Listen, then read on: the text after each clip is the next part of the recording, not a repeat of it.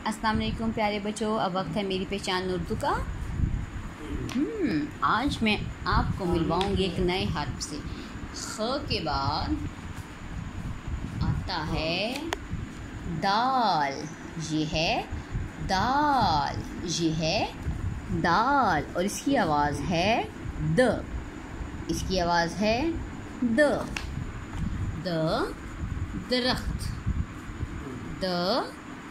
दरवाज़ा, दर्जी,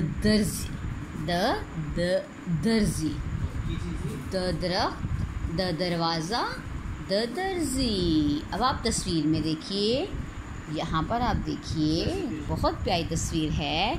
द से दर्जी कपड़े सी रहा है। अब हम इसकी नज़्म पढ़ते हैं। दानिश दर्जी की क्या बात, करे वो मेहनत दिन और रात। गर्मी देखे ना वो सर्दी, अच्छे कपड़े सीता दर्जी।